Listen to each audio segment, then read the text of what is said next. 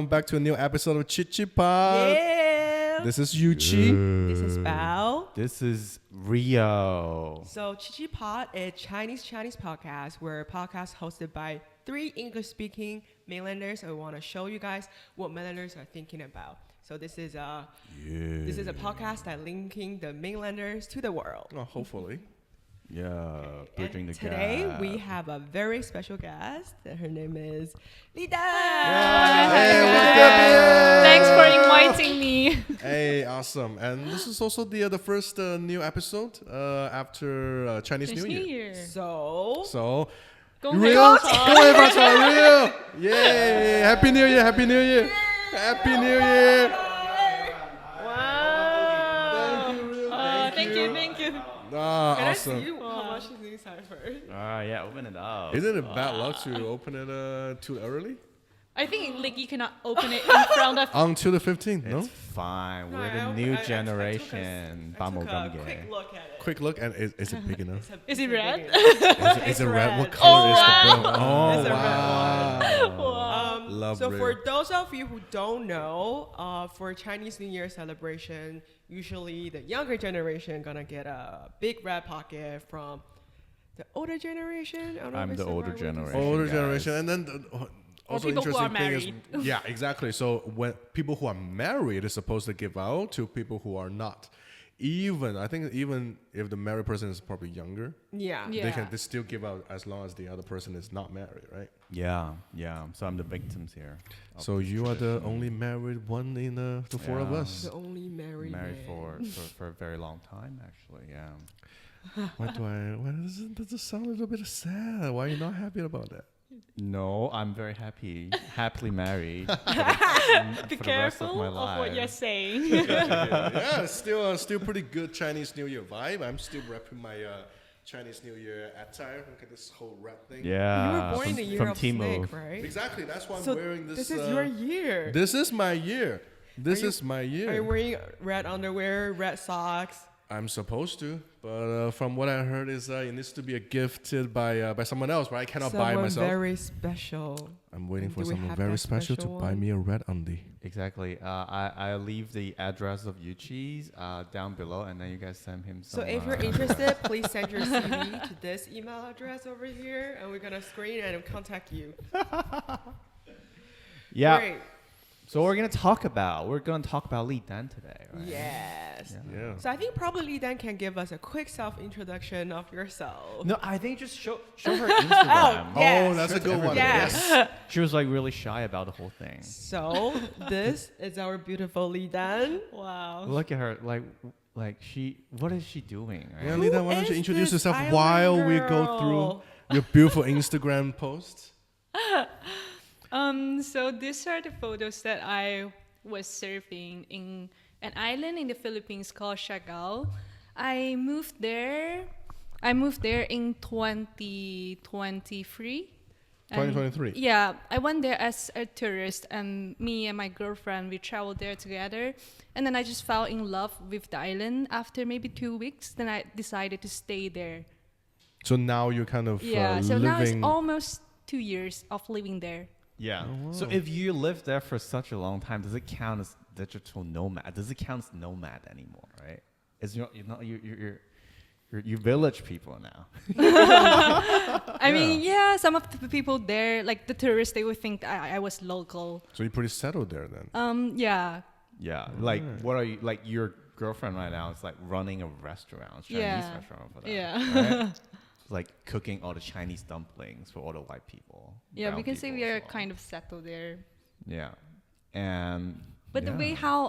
how I work online still could be considered as a digital nomad, right? Do you even work? That is. So like, That hurts so much. it doesn't. Okay, I'm just kind of kidding. But like, to be really fair, right? You work 1 hour per day. Yeah, it's kind right? of, yeah. 1 hour per day. That's her lifestyle right now. Like, can you jealous. like very quickly? Can you tell me like a normal day of Li Dan in Siargao Island? Okay, sure. You wake So, up at Yeah, usually I wake up around maybe 5 or 4:30, and then I will do like in the morning. Look at you choose fake. In the morning. Yeah, because normally the sunrise is around like 5:30. So I wake up just right before the sunrise, maybe like a 4:45 or like 4:30, and then I do maybe 1 hour meditation, and then I will watch the sunrise, and then I will go surfing, and then when I come back, maybe around like 9 a.m. I will start my day with breakfast with my girlfriend. I'll wake her up, and then we will cook together, and then that's my morning routine. I feel like you're selling me a dream right now. Yeah, this sounds like the lifestyle of like a very successful CEO after he sold his company for like billions of dollars. Now he doesn't need to worry about anything. Just wake up, meditate, surf. Can I come live with you for 1 week? I feel like I'm probably gonna change my heart. I'm probably gonna quit company immediately. Yeah. So okay, that's only in the morning. What do you do after that? Yeah, in the morning, and then after that I start reading, and maybe around lunchtime that we will go to the market to shop ingredients for the cooking and also for preparing the food for the restaurant, because we are going to open the restaurant from 6 p.m. until 9 p.m. for 3 hours per day.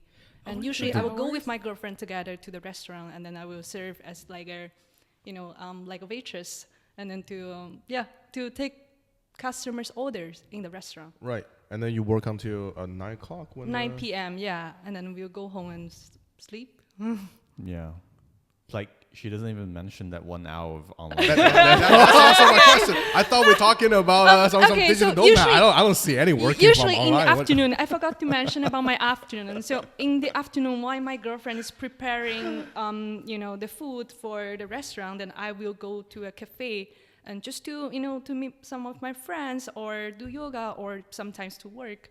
Sometimes work, mainly yoga too.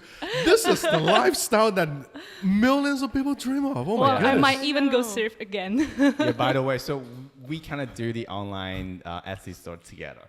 So what happened is I would text Lidan today, and then I got a response from her WeChat 48 hours later. And sometimes 7 to 72 hours, only because I Instagram message her like, hey, where are you? Oh my goodness. Wow. But so basically you're living in Philippines for most of the time, right? But you still come back? Yeah. For Spring Festival for maybe like 1 or 2 months each year. Is there a lot of people like this? Like from China living in Philippines? Not so many Chinese in the island where I live, but in the Philippines there are a lot of Chinese doing business there. Kind of they're like Chinese Filipinos. Okay. I'm just curious, right? So why do you choose to live outside of China? I think it was I was gonna say I had that question too. After I hear your daily routine, I'm like, I want to do that too now. Right? But like before you know it's a lifestyle like this, right? Why do you? What's the first time you had the idea that I want to live outside of China? I want to change a place. I think it was rooted like way before, even in my childhood, because I was always like so curious about the outside world. Like I would travel around China and move to different cities to work and like to study, and then that's just like kind of my my roots, that I like to go see the things that I haven't experienced and then to try something new. So I remember when I was in middle school, I already wanted to go abroad to study, but my family does not have the ability to afford me go abroad to study. So it was kind of like a dream for me to go out to study or work or live since when I was young. So when was your first experience of living abroad or travel or study or any experience? I think it was probably when I was in college, my first year of college life, and then I was doing a travel to Eastern Europe and Middle Europe for 3 months during my summer break, and I was doing couch surfing, hitchhiking, like living in strangers' house, and then backpacking for 3 months. That was my first experience. First time you actually live abroad, you're already couch surfing as a young girl. So you went by yourself? Yeah, I went travel by myself. It was almost 19. I was still very young, and then that was my first experience. You're a very brave, adventurous too. Person. Yeah. So it's like kind of like my roots. Okay. So, but why all the countries, but you choose Philippines? It was a coincidence because my girlfriend, she was transitioning from another school. She was doing her PhD degree, and then she wants to change to a school with like a shorter time of the program. So she was eyeing at a program in the Philippines, and it only takes 2 years to get a PhD degree. So that I was thinking, okay, I haven't traveled there. I mean, I could go with you. That let's go there together. Oh, just like that? Yeah. Wow. But wait, before we jump into this, right? I heard girlfriend. Yeah. So, we love everyone, whatever you like. Inclusive. You love who you love, that's fine. But I just want to dig a little bit into this, right? Because I feel like gay community in China is a very, outspoken, right? Like you heard a lot of things about gay than comparing to lesbian couples, I feel like. Oh, that's what you mean. I think maybe it's by the nature of lesbian couples. It's the nature of girls that we don't really speak loudly. So I feel like as a lesbian community is, how to say this, like you don't really hear, at least for me, like my feed, I have a lot of like gay couple feed because some of my friends are gay, and then I don't really receive lesbian like feed in my algorithm. Oh, you're just not in the community yet. Maybe, but I just feel like every time when there's something happening in society, like you hear gay people speak out. You don't really hear lesbian people. I think it's something to do with the nature of being a woman in Asia. Yes. That we tend to be like we mind our own business. We don't speak out. That's I think that's just how we were brought up. So I feel like it's a little less represented, right? Lesbian couples. Yes. So I actually really want to dig into this. So first of all, like, do your parents' family know that you're dating like a woman? In my family, only my dad knows. Because I know that he could probably accept it because he was always like open-minded person. But we both think, me and my dad, we both think it's better for us to keep it as a secret for my mom, because we knew that it would break her, that she has no way of accepting that as a fact. Yeah. Do you know what kind of have you ever imagined the reaction if maybe she would, I don't know, like she might like have like a mental breakdown or get depressed or commit suicide or whatever, or but we know that it's really like it's like breaking her like value of the world, of how she sees things. Yeah, because for her, like, she's a really traditional woman from like a small village, right, in Canton. So in, like, for example, a woman getting a divorce, for her is unacceptable. Yeah.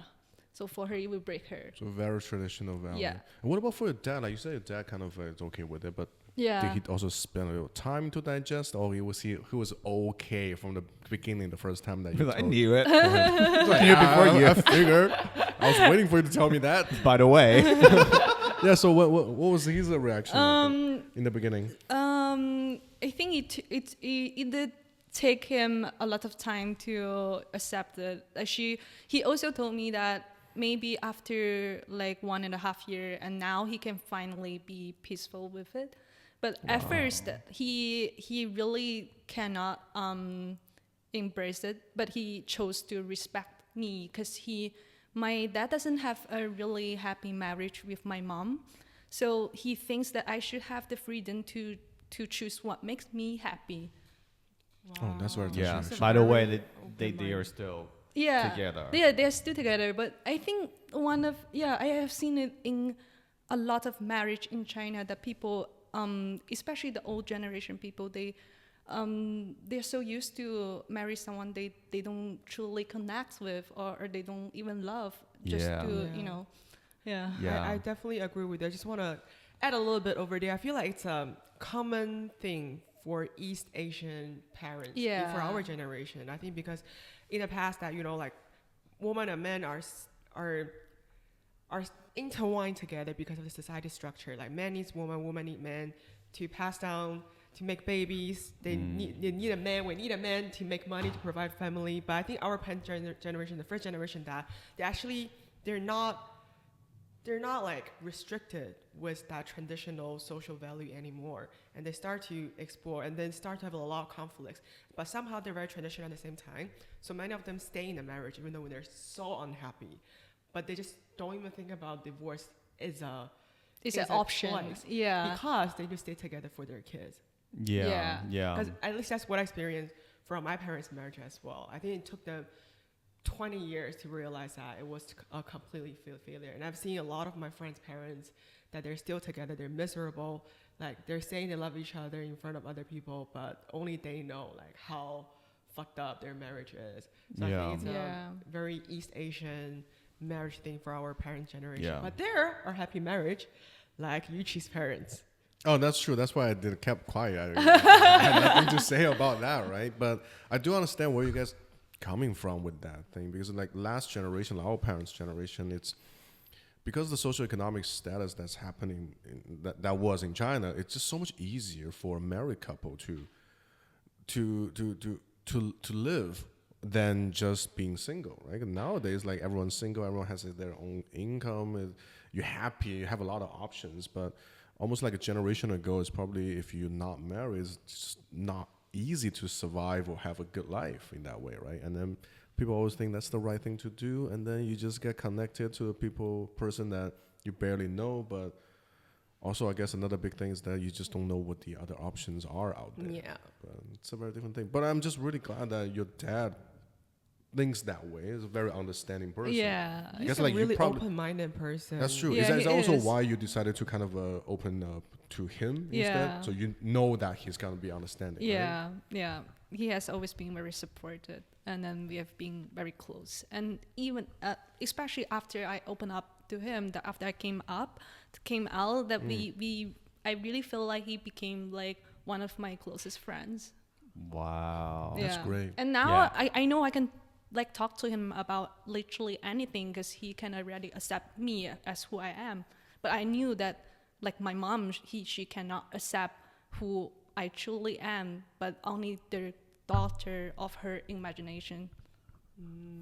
But I must say, it's very brave that you even like, come out to your dad. Absolutely. Like, I think it's harder for you to start this conversation at the beginning. Yeah. And also like you're probably already luckier than a lot of gay people in China too, because at least one of your parents accepted. Yeah. Because I have a cousin. Oh, she's also a lesbian, right? She has a very tomboyish look, and then from what I heard, is like she actually came out to their parents multiple times. What do you mean multiple? Let me guess. They think it's just a face. Yes, they think it's a face, and then they probably also like the parents probably also refuse to believe it, right? Yeah. So from what I heard, it's like maybe she hinted at her parents that she is gay. What do you mean, like, and then multiple times? And then the parents will probably just pretend they didn't have that conversation. Say something? Exactly. And then like started to try to really hook her up with the other dudes through like, you know, matchmaking, and then still trying to ask when are you getting married, all that kind of thing, right?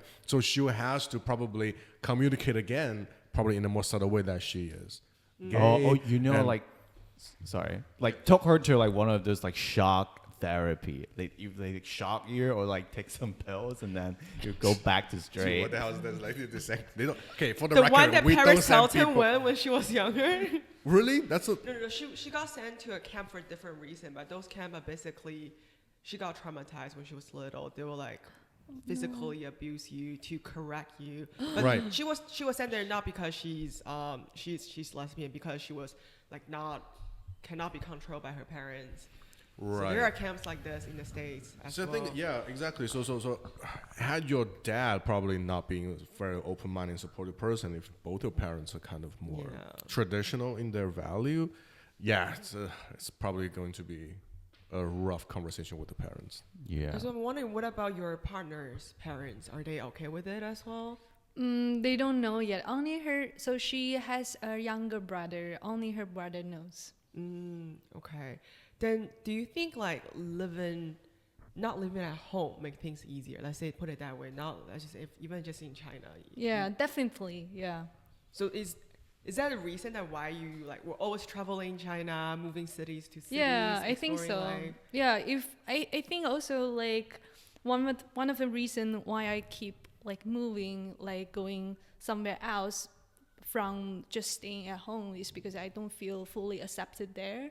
If both of my parents give me unconditional love, maybe I would feel like this is where I can be myself, then I don't need to go anywhere else, right? But I don't feel like being fully accepted there. So I just wanted to be free to be myself. That's why I travel so much, I guess. I'm about to cry. Rio is so quiet today. What is happening? Yeah. No, because like I know Li Dan, right? So I'm gonna leave the ground for you guys more to kind of do the interview a little bit more. So did you know all these stories about Li Dan beforehand? Yeah, or this is also new for one you? of the besties. So Li Dan, it's me. Oh, okay. No, but I like that.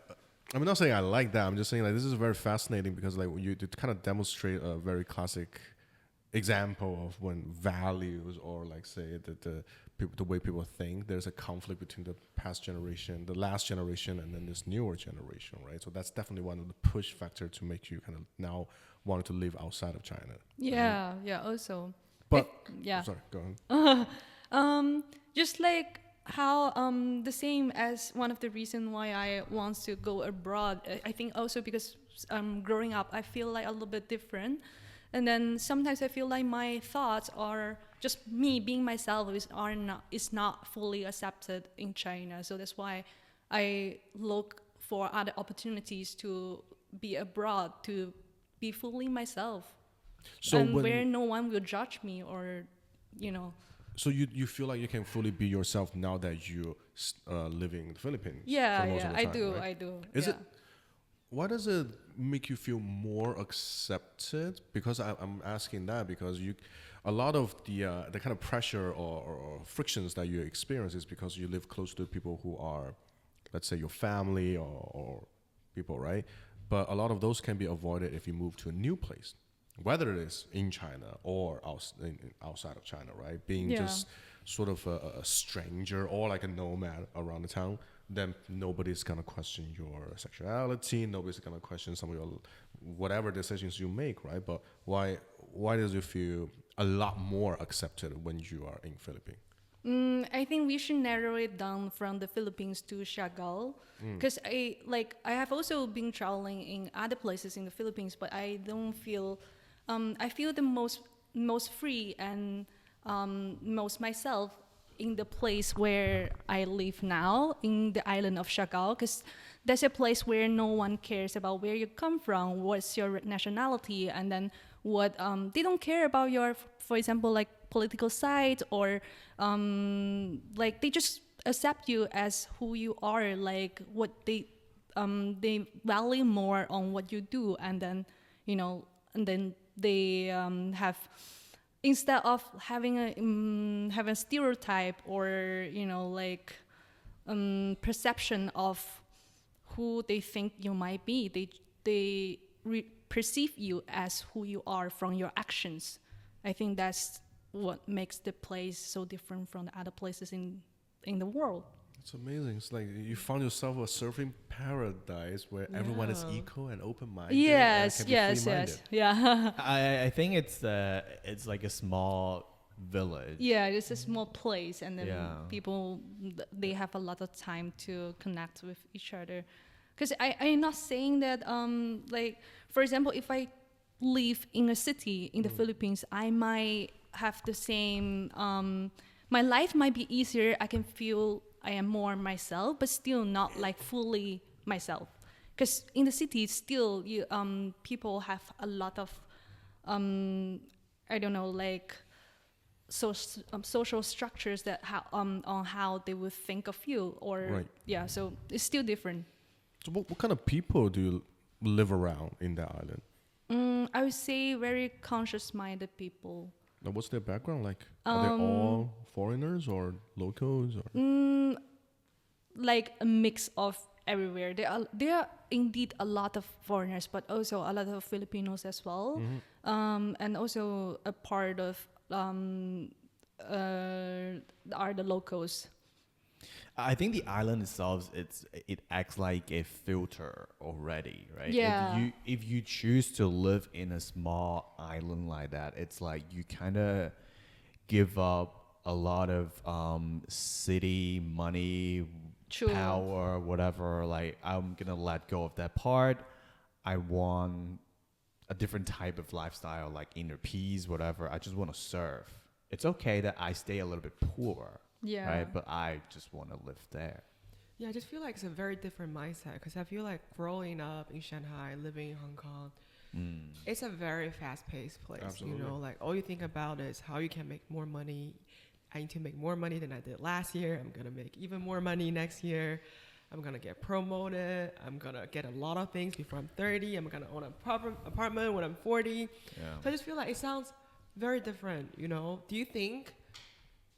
Have you thought, like, I'm just wondering, like, the reason you want to leave at the beginning as well, the reason you live China in general, is it, not leave, let's say you want to live in a place that is not China anymore, is it because, like, how competitive this whole environment in China is? I think being too fast-paced is definitely one of the reasons why I feel like I want to go somewhere else where it is slower for me to, just to stop, to rest, to be calm. Because I think here, every day you are structured to be as the most productive as you can be, and then to be more useful, or to just to do things like restless. But I want to rest. I want to, to stop and look at like my myself, just to be myself, to stop, to breathe. That's how I feel. Yeah. I'm wondering, Lida, so what were you doing when you were working in the office? Like, before you started your own business? So when you were working in an office, what type of job were you doing? I was first working in the startup company in Shenzhen. And as you know, Shenzhen is well known for its fast-paced, like, working style. Yep. Yeah, so it was a little bit draining, I would say. Like, for example, for me, I never agree that human being needs to work 8 hours straight. I think for the most productivity, maybe you just work 4 to 5 hours. That's already enough. I don't understand why this is being invented, these rules, why people need to work 8 hours. That's nonsense to me. So now you work 4 hours a week. But it's kind of true, right? I think like the whole weekend thing was invented by Forbes, right? Yeah, I think a lot of things that we follow, like, we never stop to think of their logic behind it. We just follow, but we don't think that what is the meaning of doing that behind it. Wow, I think I'm gonna quit my job tomorrow. Because like recently I've been really drained by my job. I've been working like over 10 hours every single day. Yeah. I don't see the end of it. Like I don't think my manager gonna watch it, because the reason when I first take this job, because it was very chill. I work 4 hours a day. I think this is perfect. I'm gonna work out every day. I'm gonna read every day, and then slowly it becomes a 8 hours, 10 hours. I don't think I'm happy anymore. Like, I like my job, and I like my manager, I like people I work with, but I just, you're so busy that you don't have the time to reflect what you're doing anymore. Yeah. And then you're just chasing, and you don't know why you're chasing anymore. Yeah. I'm actually quite curious, right? Like, when you ended your, let's say, 9 to 5 working lifestyle and now moved to a surfing paradise, of course, in the beginning, you'll be like, this is everything I'm looking for. screw email, screw those Zoom meetings and everything. Now I get to do whatever I want. But the fact that you probably have already had a few years of that kind of lifestyle, did you still have to go through like adjustment? Because our minds are pretty much like molded by that 9 to 5 working, going home lifestyle, right? I can imagine if I were to go into a lifestyle that you're having right now, I'll probably enjoy it for a couple of weeks and then I'll start panicking. Panicking for what though? Panicking for like, I feel like I'm doing nothing. I feel like I'm not. Yeah, I'm feel like, what am I gonna do for my future? What am I really doing? Being productive? What have I been doing today? Because like I'm being shaped like that. I'm not saying which one's right or wrong, right? So did you go through that, something like that? Yeah, I think there was a short period of phase. It was kind of like that, because I think it was before I found before I formed like the routine of my daily life right now, and then I was kind of at a phase that I don't know what to do today, and then it seems like I have a lot of time, but I was just wasting my time. Right. Yeah, and then but it was only a short time, and then until I realized that I needed those time to do nothing, like to rest, to reflect on what it is that I really pursue, instead of what I was implanted with the idea of what I was going to do. So like, for example, maybe you were structured to think that you always need to be doing something, but your heart is telling you that you actually need to rest. So I think after that chaotic time that I realized that what my heart really wants is to do nothing. Yes. I was almost gonna say okay, what you're no, saying. it's to do what makes you happy, like what makes your heart grow.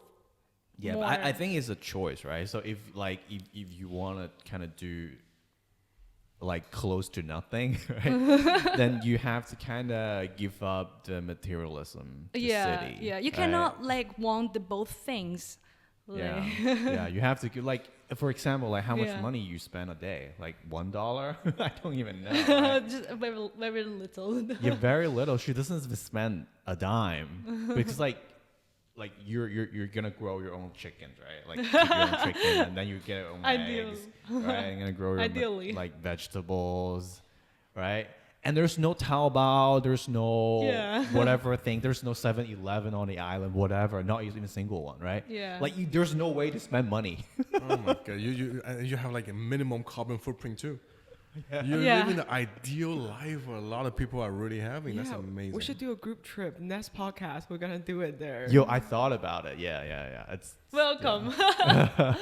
Come. I'm so curious about that lifestyle because I feel like I am really deep molded into the whatever 9 to 5 society is. I can't even imagine how that lifestyle is. And I think about it like you asked, right? When you first get into a long break, you at the beginning, you like it at the beginning, and then you start to be like, am I wasting my time? I think that's the period you start to really think about what you want to do, because we never think about it. Because this whole time we'll be like, we're going to school, we're going to get a job, job going to give us a lot of meaning, and suddenly have a lot of time to think, what do I really like if I'm not working? It's true. Like, am I really gonna do it? Like, I think it's a real time you start to. That means really start to reflect, Because like how I imagine going through that lifestyle is like you lose your purpose, right? Yeah. I mean, you lose the purpose that was previously assigned to you. Right? People like us, you gotta go graduate, right? Find a dream job, find a good job where I can get promoted, get some good money, happily marry and live happily ever after, right? So you get yourself detached from that, and then maybe that's when you truly started to find out what your really true purpose is. Have you found it though? Just to be present, to live. Oh, I love it. Be mindful, so be zen. Present. This episode is so weird. There's no dirty jokes. There's no real what do you laughing. mean? No, real. Give us something dirty. That's why maybe we should replace Lisa too philosophical today. Hey, I'm like that. I always having like this mindful conversation with Lita. So mindful this conversation. Wow. Yeah, it's so good. But I'm actually wondering, right? Because you quit your job from working in an office, and now you completely moved to Philippines, working as let's say it's a digital nomad, right? Yeah. Then what do your parents think of this? Do they know like what exactly you're doing, how you're making money? But before that, I can tell you guys how my parents think of her. because my parents, like, you guys met each other, right? Yeah. In a family dinner. My dad was like, after the dinner, right? She was like, she looks so normal. Why is she crazy? Why is she crazy? Why is she gay? It's so 麻烦啊. Why?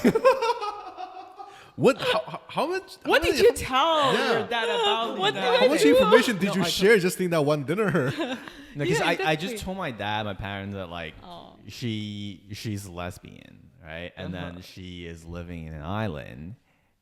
She doesn't really have a job, and we just have this Etsy store, right?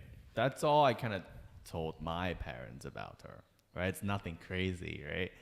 But I think in a lot of parents' eyes, they would be like, "Oh, it's living in Philippines, or living on an island like that. Is it safe? Is it actually be okay? Like, because I heard a lot of crazy story about the Southeast Asia, and then and also, it's just like the idea of being gay. It's just so alien to a lot of traditional Chinese parents. It's like, there must be something wrong with these people. They should go to the hospital or something, right? We're similar to probably your mom. Yeah, right? My mom thinks so. Yeah, so that's the reaction or feedback that I got from my parents. Right? Yeah, so no, it's your turn now. So yeah, what do your parents think of you? You know, like having a more what our parents would view like unstable living situation right now. What do they think?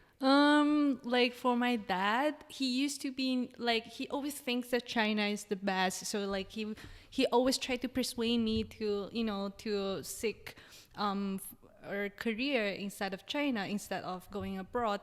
But after I came out with him, then he thinks it's actually better for me to live abroad. So he now accepts me being abroad because he thinks that it's like people are less judgmental there, and it's like a much more friendly vibe for for lesbians. And so he thinks I can be more happy like out of China. So he also suggests that. But my mom, and he will thinks that of course she still thinks that I should be back in China and then find the boyfriend and get married and then have like a steady job, and then whatever I am doing, like it doesn't matter how much money that I earn, is never enough for her, because she thinks that this is not the pattern of how a woman should live in her mind. Yeah. So the mother issue is like, how do you plan on solving it? Like how are you gonna deal with it? Because like, do you think it's gonna keep this secret for the rest of her life, or like? I don't know. I don't think too much about it. I think like now, I mean, like just let it flow. I mean, one day maybe she would be open enough to accept it, or like some people can change very quickly. Sometimes, for example, when you're having maybe you are going through a near-death experience or whatever that you experience, maybe suddenly your mindset just change, and then you can be more open to accept new things. I think I would just wait. Yeah. Yeah, I kind of agree with Li Dan, because my mom used to be super, what's the word, homophobic. Yeah. When I was little, she'd be like, "Oh, that's disgusting," Yeah. And then like I think she started. The thing is, our parents, a lot of them, they don't get exposed to actually meeting real gay lesbian people. So everything they heard is from the news, from that crazy gay on people internet. that something happened to them. So they have the stereotype. But as my mom started working out, she goes to my mom works out like 3 or 4 times a week. Wow. And for this group class, we're training a lot of them, they're gay guys. Gay guys. Yeah, and I thought Auntie is getting hit on by another. No, they're my mom's friends are now all my age. Okay, like my mom's friends are my age. And then my mom started telling me that that like instructor really nice, but I think he's gay. But he's really nice, he's really cool. But I think he's gay. Well, he's gay, but he's really cool. He's really cool. But I was like, he never talked about it, but I think he's gay, but he's cool. I witnessed, how my mom's attitude changed about this kind of thing, and then like she just couldn't. What? So I just feel like as our parents start to really get exposed to real like gay, lesbian people, they realize there's nothing wrong with it. They're acting normal. They can live normally as other people. So I do think your mom's mindset might change one day.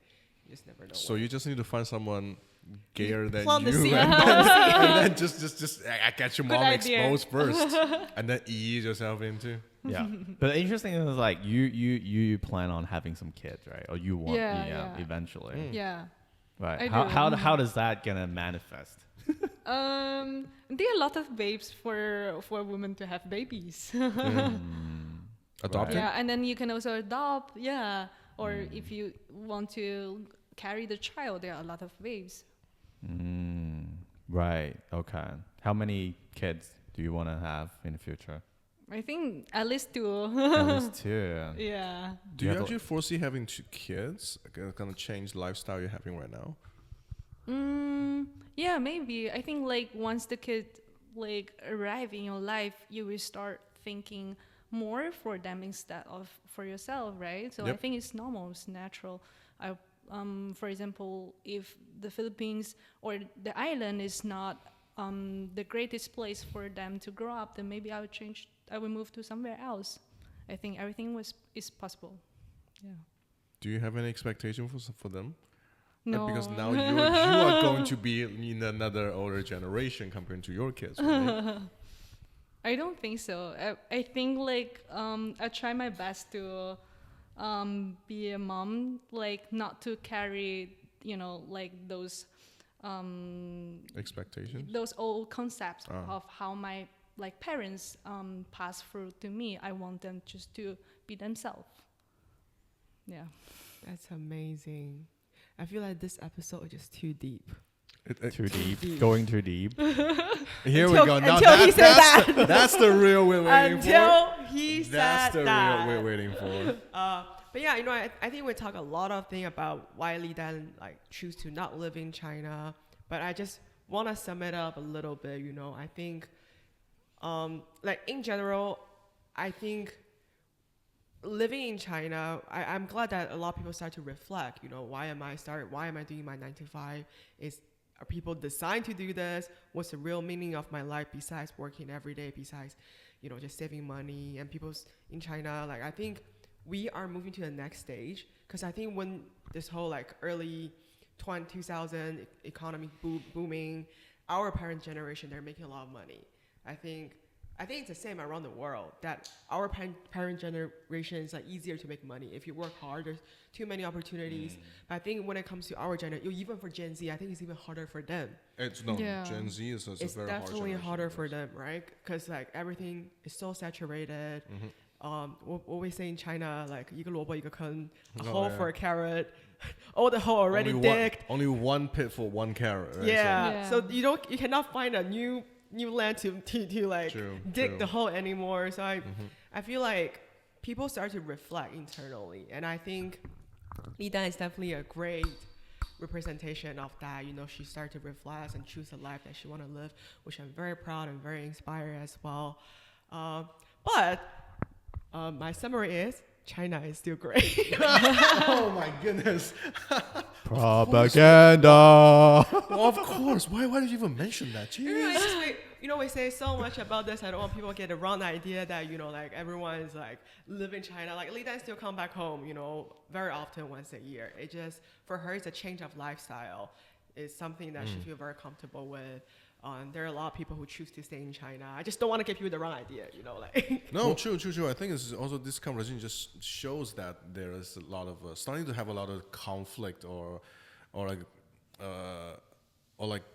conflict between like newer and older values and the way belief of a lifestyle, which is quite interesting. It's a changing kind of a time these days. Yeah, and also I feel like Li Dan has a choice to change. Yes. It's something different as well, right? Like she can. But that's, to be honest, anyone that has a choice, whether it's escaping that 9 to 5, that's a privilege.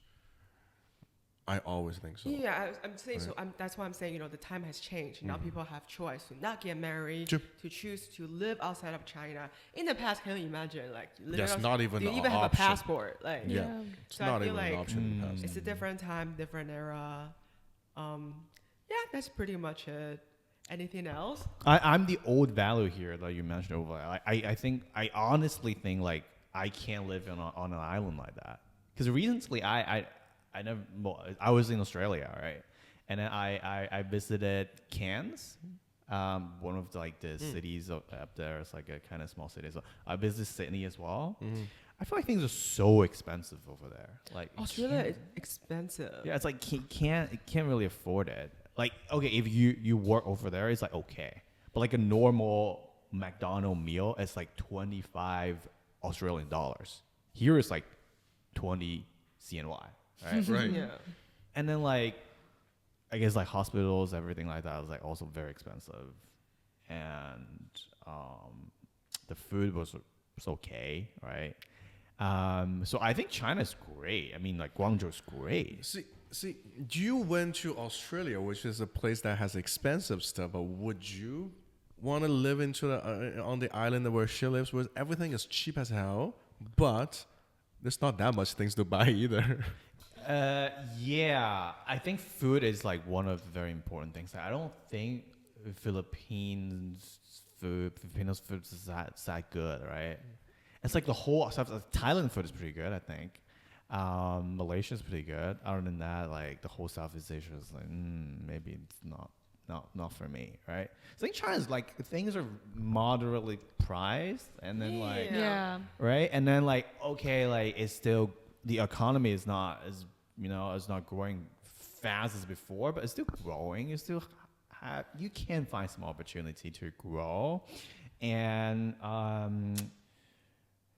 yeah, that's what I'm gonna say. I mean, all your friends, all my friends, my families, and everything, right? It's here. Education, it's okay, right? If you want to go to private school, it's still kind of affordable, right, for a lot of families. So, I think I'm gonna pretty much, I think, gonna live the rest of my life in China here for major time, right? Yeah, I would travel around the world, but I live here.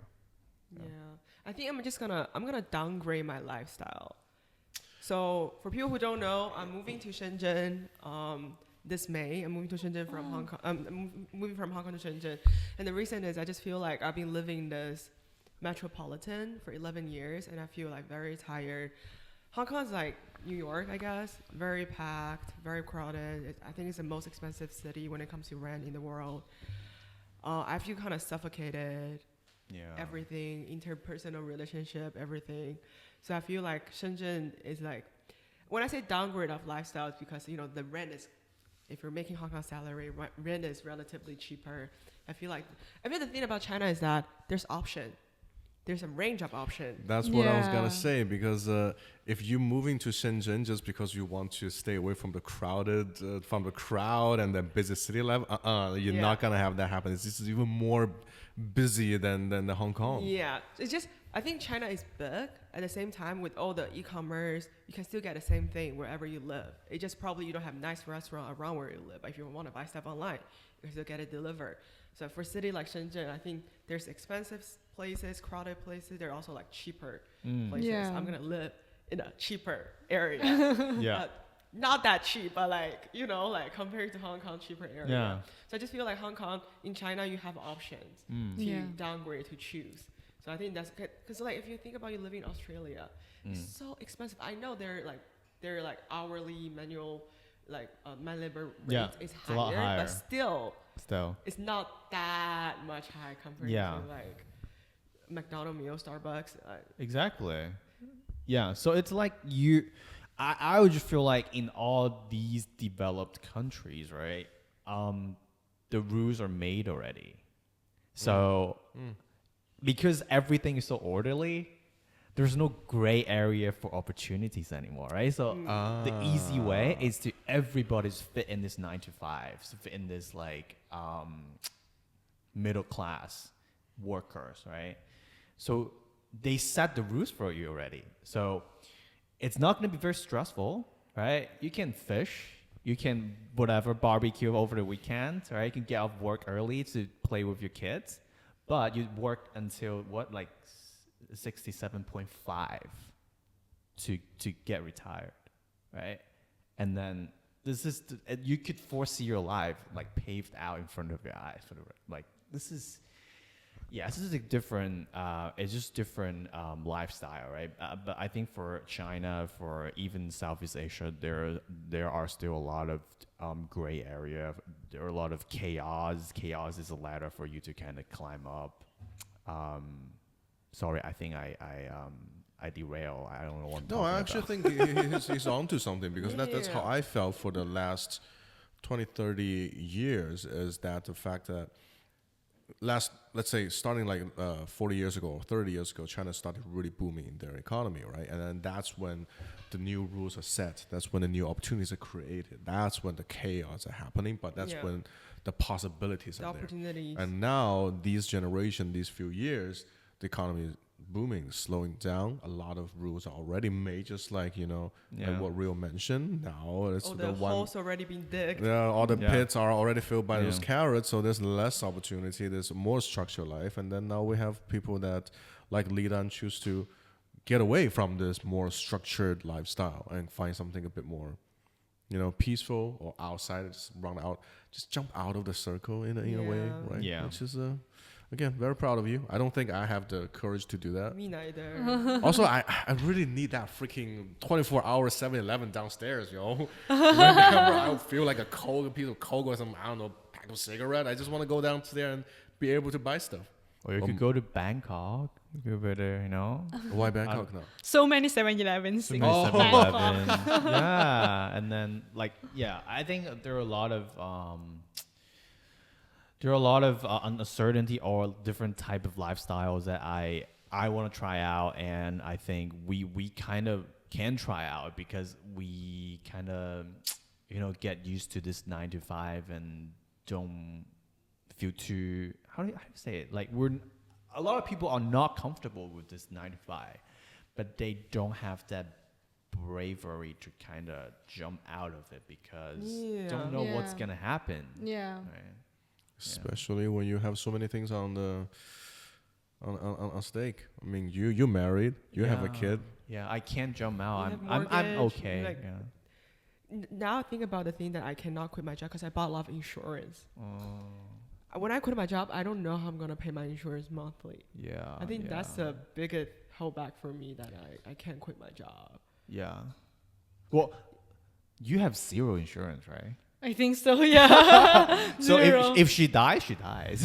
Yeah. Just like the rule of the nature, I guess. You die, you die. Like the other day I was like eating changfen with her, and then I was like, so what if she actually goes to a lot of those fortune tellers because of your dad. Oh, right? yeah. And my then like dad she was telling me that and there was like, what if the fortune tellers that like you're gonna die in 6 months, and then Li Dan just told me, oh, then I'll try to live in the present. I'll enjoy every day, and I think that's it. Yeah.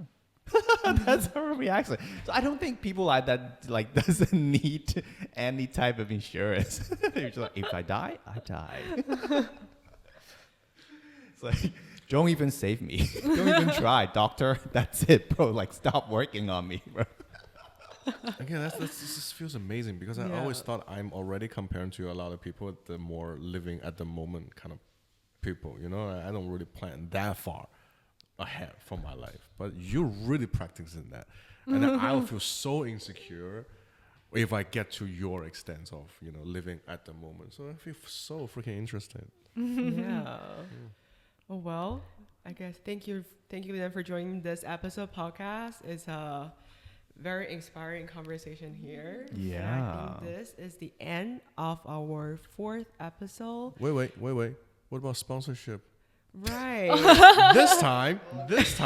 This one is being sponsored by the tourism board of Siargao. Hey, you heard all this amazing things. So yes, pay us money, and then we'll have. What's the name of the restaurant? Of your restaurant? Lang Lang Bao. Lang Lang Bao. You guys heard it. Go to Lang Lang Bao when you have a chance. Whenever you're on the island of. But yeah, I guess that's a wrap for this episode. Thank you for watching the Chinese podcast, Chi Pod. You can find us on YouTube, on Spotify, I guess. Are we on Spotify yet? We have like no views though. Okay. Are we on Pornhub yet? Oh no, yeah, no, yeah, I do it for real. Okay, yeah. we aspire so we're to be only on on YouTube and Spotify at the moment. You probably can find us somewhere else later. But thank you for watching this episode. We'll see you next time. Happy New Year, everyone. Bye bye. Bye bye. Bye.